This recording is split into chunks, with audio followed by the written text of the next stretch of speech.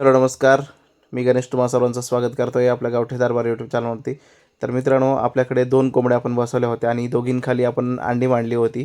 तर दोघींखाली काही पिलं निघालेली आहेत. तर ती पिलं आपण एकाच कोंबडीच्या खाली लावली आहेत मित्रांनो. आणि पिलांची क्वालिटी, पिलांचा कलर आणि मस्तपैकी कशी पिलं आहेत, शेड वगैरे कसा आहे त्यांचा हे दाखवण्यासाठीच हा व्हिडिओ आहे. छोटासा व्हिडिओ शेवटपर्यंत नक्की बघा आणि पिलांची क्वालिटी कशी आहे ते नक्की सांगा मित्रांनो कमेंट्सद्वारे. तर चला व्हिडिओला सुरुवात करूया. आणि व्हिडिओ आवडला असेल की लाईक करा, शेअर करा आणि सबस्क्राईबसुद्धा नक्की करा मित्रांनो. तर खूप छान आणि वेगवेगळ्या रंगाची मल्टी कलरची आपल्याकडे पिलं निघालेली आहेत मित्रांनो. आपल्याकडे कोंबडे ब्रीडर जे आहेत ना ते पण खूप छान आहेत. आपले पठ्ठेच आहेत घरचे.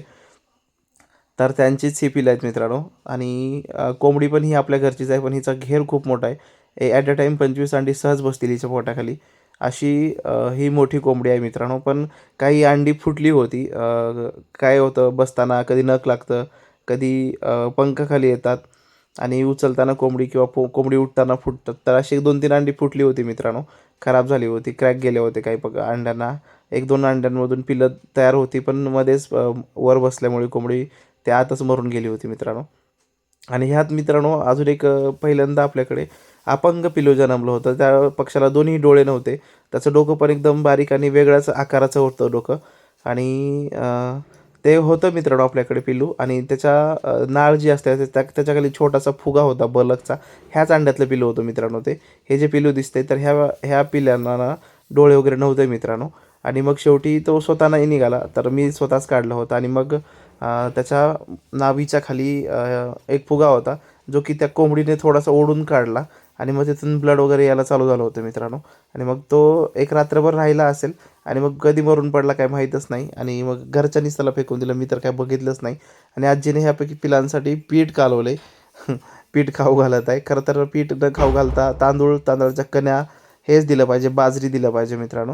म्हणजे पीठ घातलं तर काय हरकत नाही, पण खायला थोडासा प्रॉब्लेम होतो मित्रांनो त्यांना.